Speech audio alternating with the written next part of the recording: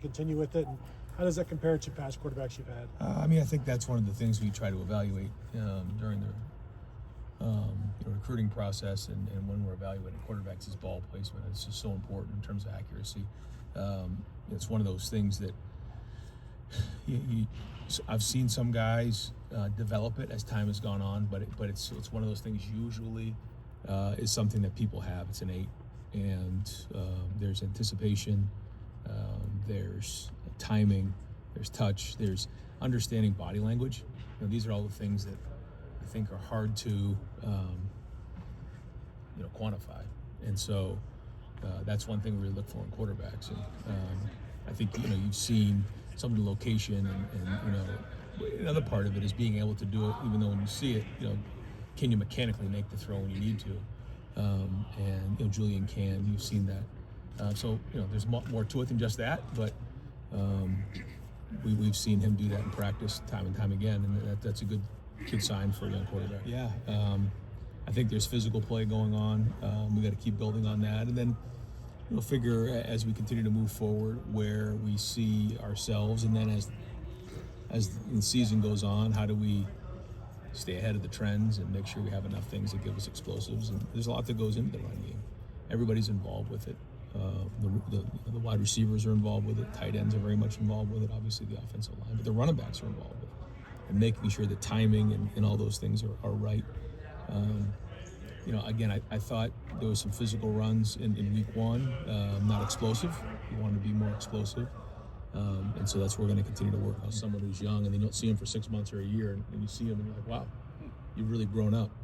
And when you're practicing every day, sometimes you don't see the growth, you don't see the progress, but it's there. As long as we continue to work and get better, and we're making sure that the hardest day is today, and we keep getting better, then we'll have a chance to continue to grow, even though sometimes we don't feel it. And that's with everybody, and including the passing. Is this still an ongoing battle between the two? Joey's the starter, but Nick is making progress, and it's amazing when you get out there and you get a live punt, and then he hit some bombs yesterday. So we'll keep a close eye on it, but right now Joey's our punter.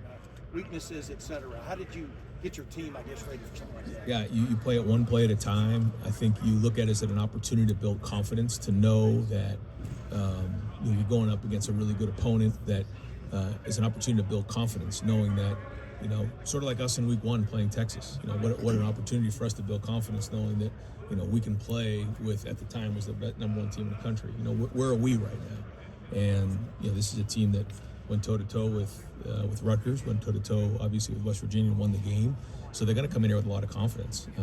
They're going to, I'm sure, take it one play at a time, try to get the game in the fourth quarter, and then go from there. But it's an opportunity more than anything to, again, build confidence for the rest of the season. So, and they're well coached and have a good team. So we know that these guys are going to come in and play real hard. They're going to happen again, I'm sure, but we certainly don't want as many as we had last year, and that's been the focus. And I think even on that fourth down play that he made in the end zone week one, you could see there was a concerted effort for him to not make contact there.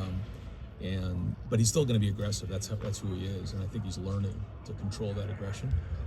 We've had different things that Coach Walton's done with boxing gloves and things like that. I think that's all coaching, and we want guys who are aggressive. It's our job as coaches to help coach them to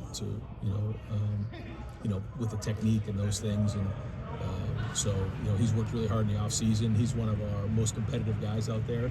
I think when he came here, he changed that room along with Tim Walton. Because of just the overall competitiveness of that group and the edginess of that group. And he's not a man of many words, but he lets his play do the talking, and he's a huge leader for us, and we're going to need him here. One of the things Matt said to me was, we got some smart guys here, and I think he kind of said it with a smile on his face because he can do a lot of different things, but that doesn't necessarily mean that's the right thing to do. Just because guys can handle it doesn't mean we need to be all over the place. We need to do what we think is best to win the game. That being said, the thing to me about Caleb was after the play, we talked, and he verbalized everything that went on in that play. He was anticipating everything about it. So that's who he is. And then his approach rubs off on others. Sonny's that way. You're seeing Jalen McClain, and you see Davison, you see Jermaine, you see all these guys, Lorenzo coming in early to get extra film work and put the work in with Tim and Matt, and that's what winning football is.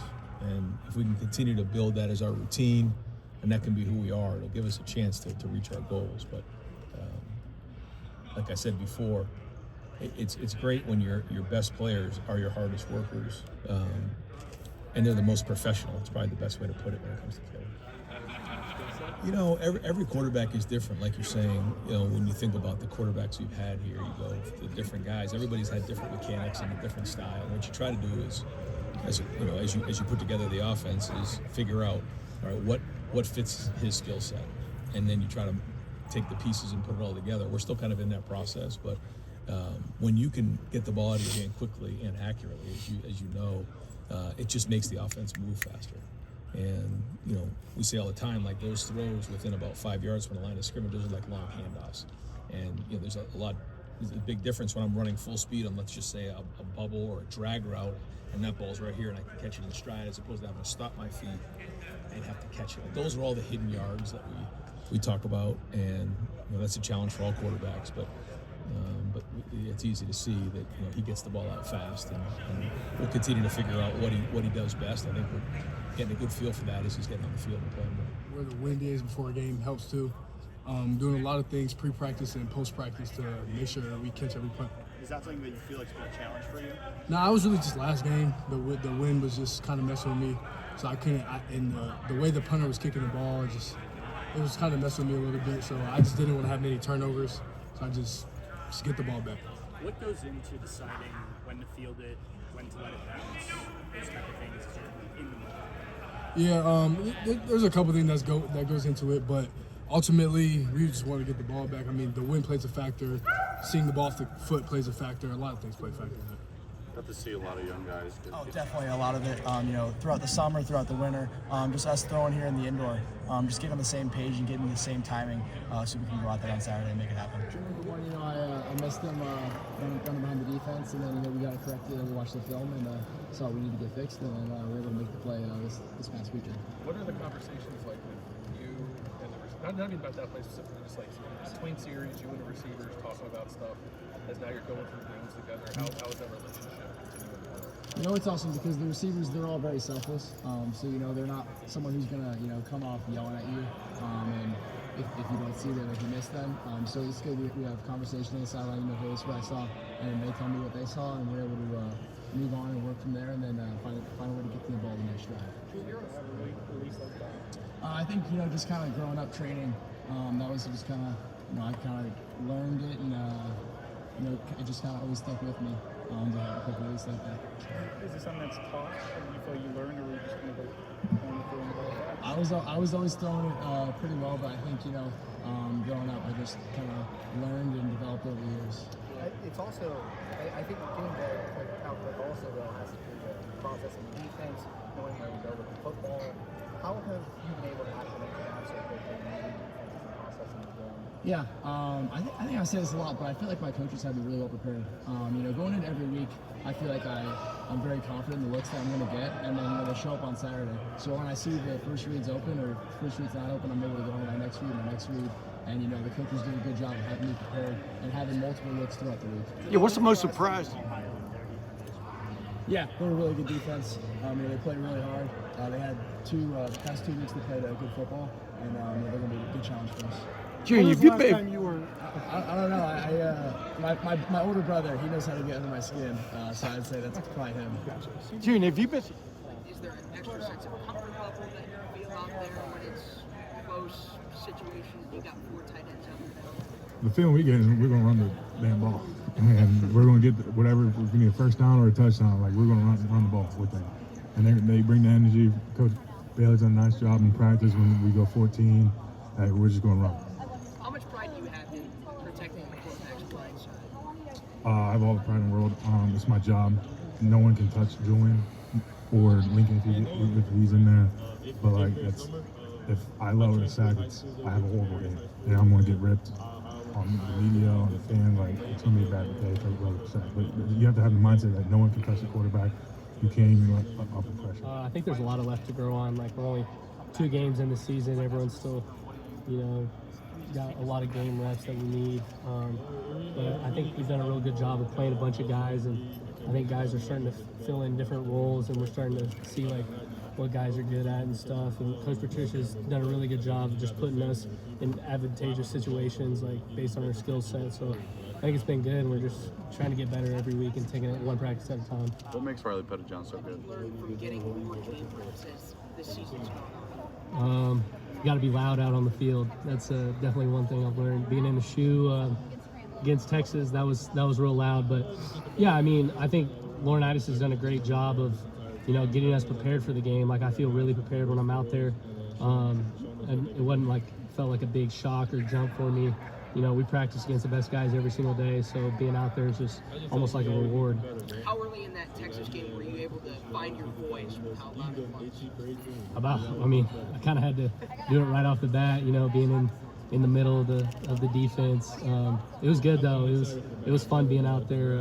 I was super grateful for all the reps I got and stuff. So what have you seen from OU on film? Sorry. What have you seen from Ohio looking? They're good. They're a really good team. We're not going to underestimate them. They play fast. Got a fast quarterback. But we're just going to do our job, and it's never really about them. It's about us. And so we're just going to play the best we can play and play fast and physical like we've done the last 2 weeks, and let the score take care of itself. We're going to see how they play us. Not very much, man. Hopefully they do come out, man. Do you want that every game? Come out with man? Yeah, I love that. We love that. Come out of man every game. We just going to put on the show. Why? It's one-on-one matchups all across. Just pick the best matchup or whoever you want to throw the ball to and get the stats. I know you're focused on important and taking advantage of this opportunity. What do you have to do to succeed on a route like that? It's really just selling the first part of the route. You just want to sell a bad route, and then hopefully he jumps on the bad route, then you go show him the second part of the route, and he's beat. Yeah, I think when you're a man of faith and you're a man of God, and you're trying to embed yourself as a man in that way, it's going to improve your character. You're going to treat people the right way. And, in the Bible, it teaches you how to lead and what that looks like. So, yeah, I think it's going to help me be a better man, and hopefully I'm setting the right example for guys on the team. Looks on paper like it's the best defense in the country. Where do you want to see this group? Just keep getting better. We still have some times where there's some Emmys out there. Sometimes quarterbacks are missing throws that it might be there that they're not seeing. But just keep getting better. Can't really have Emmys out there. And I think the past few games, guys, they're getting the ball out so fast. So we don't have as much sacks as it looks like. We have a lot of pressure, but we really want to get after the quarterback because we got so many talented pass rushers, but teams are just getting the ball out so fast. So trying to get them in those 3rd and longs so they can let a pass rusher go pin their ears back and get after them. So. Does it change where your eyes go or where you plan for this game? Yeah, you got to be aware of him at all times. Whether it's +1 runs, whether it's he drops back, his first read's not there and he's scrambling. You got to have your eyes on him. And we got to do a really good job in our pass rush lanes. Can't let him get outside the pocket, extend plays, and make plays downfield or scramble for the first down and stuff like that. So you got to be super intentional with that this week. Is there anyone simulating him in practice? We got Tavian trying to simulate him a little bit, and then sometimes you do 1 versus 2s. Lincoln's super athletic, and we're doing 1 versus 2, so he gives us a good look as well. You got fast guys on the field to chase down the quarterback. That usually helps. So like you said, though, top to bottom of the room, super athletic. Our freshmen are athletic. Peyton and Stover, super athletic. Obviously, me and Arvell are pretty athletic. So it's a talented room. Coach Laurinaitis has done a good job, transforming the room. Yeah. When you're going against quarterbacks that you don't want to hit in practice, how do you simulate a guy who not only has to keep in the pocket, but just seems to kind of be able to slip away from things? Yeah, I think you got to be super intentional, when you're approaching the quarterbacks in practice, how do you approach them? Are you being are you under control? Because I think when you see guys kind of get to him, even guys come free and they're kind of reckless, and he just, like you said, it's kind of slippery. So you got to be really, really intentional at being under control when you get there, and he's going to make a move. When you come free, he sees you, unless it's blindside. But besides that, he sees you, so you got to be ready for it, ready Sonny, to react. yeah, I'm sorry. You're fine. Do you spiritual component of this team feel the same as it did a year ago? Yeah, I think. Speaking on that second part, I think the Lord still have his way with this team. We got a lot of God-fearing men on the team, so that's great. And in terms of do I feel different? Yeah, I'd say I feel different. I think the baptism meant a lot to me, and I think what was so special about it, obviously, trying to dedicate my life to the Lord, an outgoing expression or outer expression on an internal decision. But it was special that G. Scott and Cam Babb were the 2 dudes that baptized me. And those guys, I kind of look up to them like the big brothers, So it was an awesome feeling. now I'm just trying to walk the right walk and just keep improving every day.